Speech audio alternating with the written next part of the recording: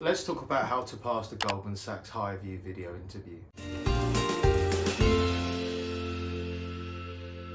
What's up guys, it's Mike from Job Ready English here with another Pass the Interview video. Today we're going to be talking about Goldman Sachs. Here at Job Ready English we help people pass interviews and get jobs through helpful videos and courses. If you want to hear more from us, make sure that you subscribe to the channel, hit like on the video and drop us a comment down below. Let us know, how did your interview go? Was our video helpful? And what other videos would you like us to make? Any feedback is always appreciated so we can help to deliver the best content to you. Today we're going to be talking about what is, for many, the company that is at the pinnacle when people think about investment banking, Goldman Sachs. So we're going to talk about 5 fast facts of the company that you can use in your answer for why Goldman Sachs. We're going to talk about the interview format, most common questions, and some other questions that we came across which should be of interest to you. And as ever, if you want help passing the Goldman Sachs video interview, check out the link in the description below for the Goldman Sachs Pass the Interview pack, where we put together our research note for the most common questions from last 6 months and our research and sources, and also some courses, templates, and sample answers that are going to help you nail your Goldman Sachs video interview and get prepared in minutes and not hours.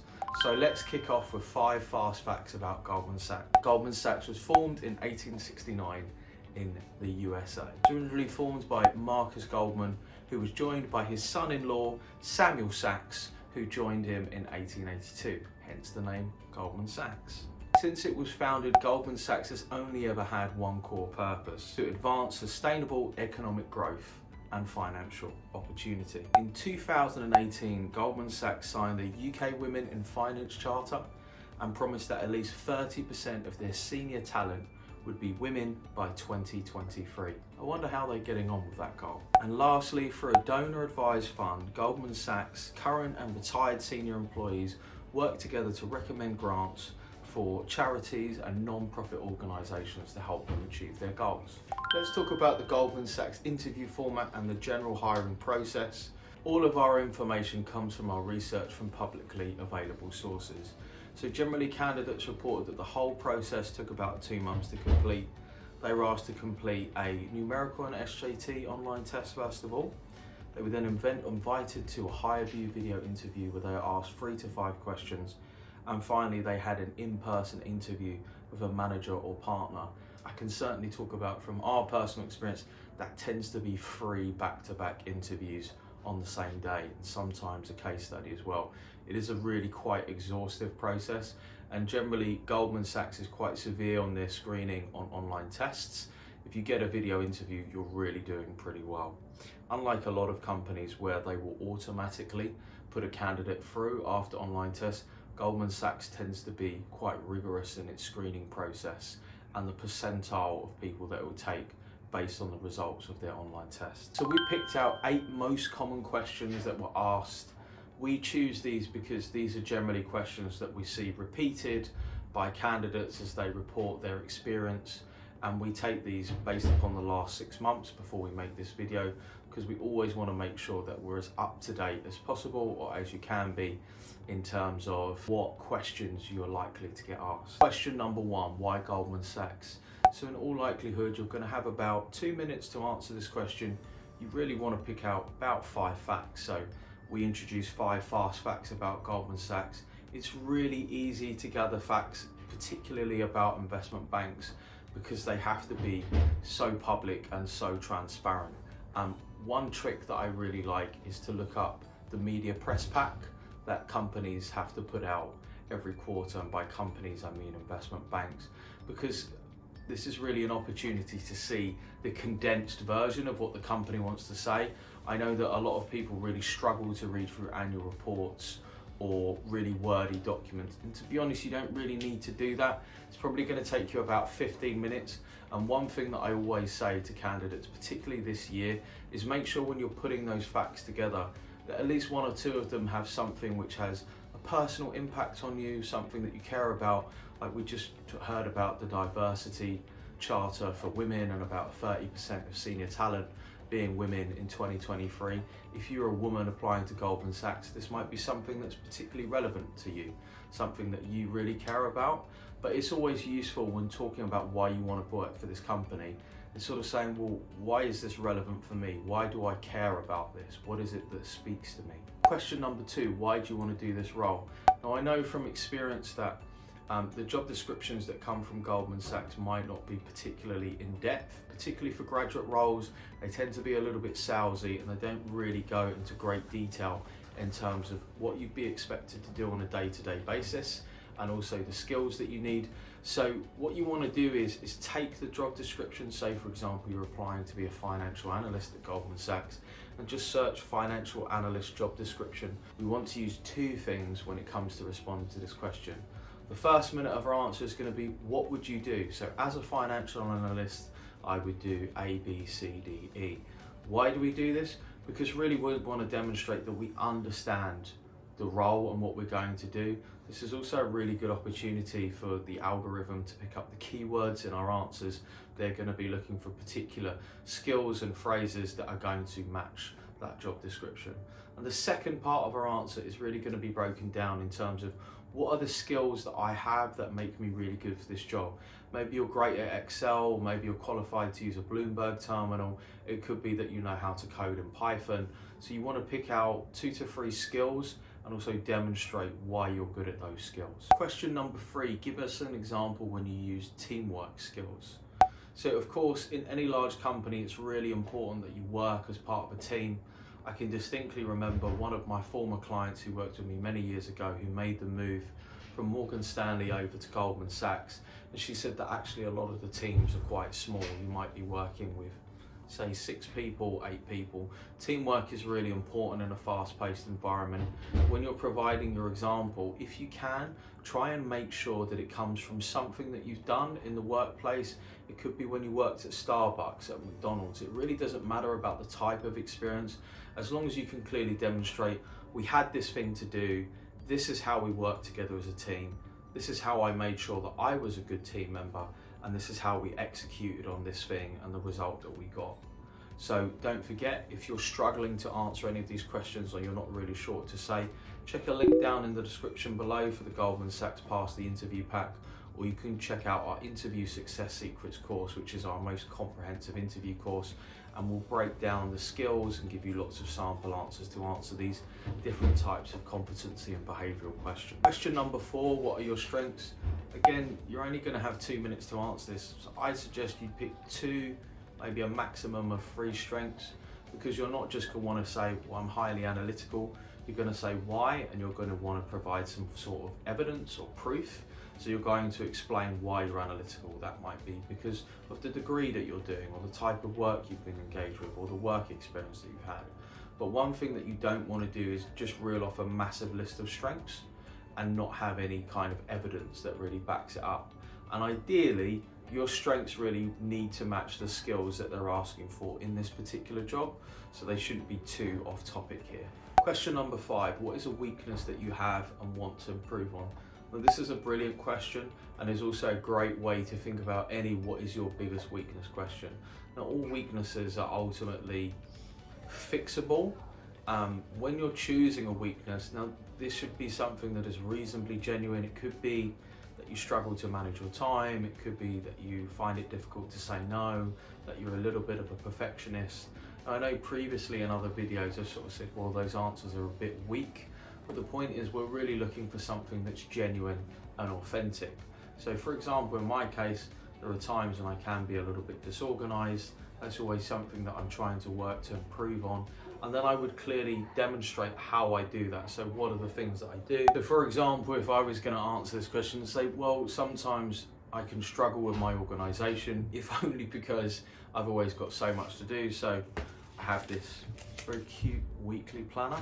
I also have my diary, and I have my team who help and support me. I make sure that I'm really quick and responsive in communication, and also that I use the appropriate channels when I communicate so that all the members of my team know that what I'm doing. And these are the ways that I can work against that weakness of being disorganized and being really clear in terms of my ideas of what I want to do. Something that I found really helpful is before I get into emails, look at messages on my phone, I'll tend to sit there and think about what are the 3 things that I really need to do today that are going to move the needle for our clients, our business and our audience. Question number 6, how would you deal with a conflict between colleagues? Now, generally in a high pressure environment, conflict is likely. I can think just last night where I had a meeting with a number of people. It's been a long day, it's hot, and people got upset. People maybe said or did things that they didn't want to do, and they wouldn't have done if it had been 9 a.m. in the morning. But the most important thing when understanding a conflict is, number 1, what is the source of that conflict? To speak to people individually, to understand and always go into resolving conflict, to go into that situation thinking, how can I help, rather than how can I fix this, or how can I tell you what you've done is wrong, or how can I make you a better person. The one thing that you don't want to do in a conflict filled or an emotionally charged environment is kind of go in and say, well, you did this wrong and this wrong, and this is what you should have done. And I think that's quite a common thing actually that I've noticed with people. It's better to kind of go in, for myself personally, I like to go in and say, well, what's wrong? Like, what's happened? To listen to the explanation, but actually wait to be asked if I have any thoughts about it. Generally what I tend to find is after 5-10 minutes of somebody talking to me, they tend to really chill out, because I haven't jumped in, I haven't said that they're wrong, I haven't kind of given them my piece. And eventually what will happen is I say, what do you think? Like, what's best? What do you think is the best thing to do? And then I can answer, they're a little bit calmer, and hopefully we can move forward towards the resolution. Sometimes in resolving a conflict, it's just about those parties separating, or maybe somebody just needs to go home and get a good night's sleep. But generally what we're kind of wanting to return to, this place, is to kind of say to them, well, look, what can we do to move forward towards the end goal that we all need to achieve as a team? Question number 7, how do you deal with tight deadlines? Really common. In banking, you're always dealing with tight daily deadlines, depending on what office that you're working in, and you have to get used to the fact that you're constantly working under pressure. For me, working in tight deadlines is about focus, so about kind of blocking out the outside world. So if I have a really tight deadline, I tend to switch my phone into airplane mode. I make sure that I can't see any email. I've only got stuff open on the screen in front of me that is relevant to the work, and I just work through a Pomodoro timer. So I'll have 25 minutes to work, 5 minutes to rest, and I just rinse and repeat that as many times as possible until I can get the job done. It's really about being organized, and often it's about asking for help, delegating, or it could be just sort of understanding, taking the time sometimes to understand something really well before jumping into a project. Something that I find really common when I've worked with people or I've had people work for me is that we'll have a tight deadline, they'll jump into a project, they'll really rush ahead, and then all of a sudden they'll kind of turn around 4 hours later, they'll return a piece of work. I'll say, but that's not what I asked. And then we can take that time to really go through the brief, the project, the client problem, and to really understand what's being asked of us, and only then to say, right, okay, so I know exactly what needs to be done, I know when it needs to be done by, let me go off and do that. By the way, I apologise if I just look like I'm sweating, it's quite hot. Our office is up in the roof, and also I've got a panel light beaming down upon me, so if sometimes you see me sweating, it's not because I'm nervous doing the video, it's just because it's like a sauna in this office at the minute, but I'm sure it'll be fine. After all, it's only May. How much worse can it get? So question number 8, why should we hire you? This is a great question. For me, this is purely a skills and experience-based question. So if somebody said to me, for example, as a writer, why should I hire you? I would give them the results, I would give them my skills and give them my experience. Now, it can be a little bit more difficult to quantify that when it comes to a graduate role, but you might say, look, I've got all the skills that you need, I've got experience in the areas that I'm going to be working with, I'm the right candidate for the job. Something that you want to avoid, and that's super cliche, and I hear all the time, be like, oh, I really want this job, I'll work really hard, you know, I'll never be off sick, I'll do this, I'll do that. Like, desperation is a massive turnoff in any context. And one thing that you don't want to be doing is kind of throwing yourself at an employer without really taking the time to think about what they want, because as far as they're concerned, anybody would do that. You know, this is Goldman Sachs that we're talking about. So they're a data-driven, results-driven organization, more so than most. So you're going to want to be quite analytical and methodical in the way that you answer this question. So here's a couple of other questions to run through that we came across which we thought were interesting. More of a quick fire around this. Where do you see yourself in 5 years? Still here, still working in some kind of management position. Not elsewhere, not in a different country, not running your own business. What previous experience do you have for this role? So try and relate this in terms of, they call them transferable skills, but if you've worked, you've got transferable skills. You've got the ability to communicate, to speak to clients. You've got some element of numeracy, organisation, multitasking skills. You've got teamwork skills. This doesn't have to be directly related to finance. Just really think about this in terms of soft skills and how these two match up, and it's really much easier than you'd think. What makes us different from our competitors? This is why researching about why Goldman Sachs is so important. There are so many things that make Goldman Sachs different. One thing I always found really fascinating is Goldman Sachs is really not that big. It's got, I think, just over 20,000 employees. Almost half its staff are technologists. It's a really strongly tech-driven bank. It's very progressive. It's very expansive in terms of the new technology that it's taking on board and the new areas that it's venturing into. All of this stuff really isn't that difficult to pick out, but this is something maybe that you can add on top of why do I want to work for this company. You could have like another 5 things which really makes Goldman Sachs unique and stand out from its competitors. How would you fit into the Goldman Sachs culture? Something that I think a lot of people will find quite surprising. When I've spoken to people who have worked at Goldman Sachs or clients who are already there, it's quite a friendly environment. It's very competitive, it's very driven, and there's a real kind of quest for excellence there and really delivering for the client, which of course you would expect. Actually, the working hours aren't that severe. They're very focused on the time when they're at work, but actually a lot of people that I spoke to spoke about quite a positive work-life balance, particularly after the first sort of 3 years. So I think do your homework, look into the culture, look into case studies from people who've worked there, maybe using websites like Rate My Placement, Student Room, Wikijobs, those types of things, and have a little bit of an understanding of what it is that you're getting involved in. And a lot of people, why did I enjoy working in banking, money aside? It's just because of the fast-paced nature, being involved in really big problems and really being able to help clients push over quite significant deals, which a lot of times really make markets and have an impact on a significant number of people. Guys, I hope that you've enjoyed this video about Goldman Sachs. Don't forget to subscribe to the channel if you want to see more videos like this. If you need more help after this video, check out a link in the description below.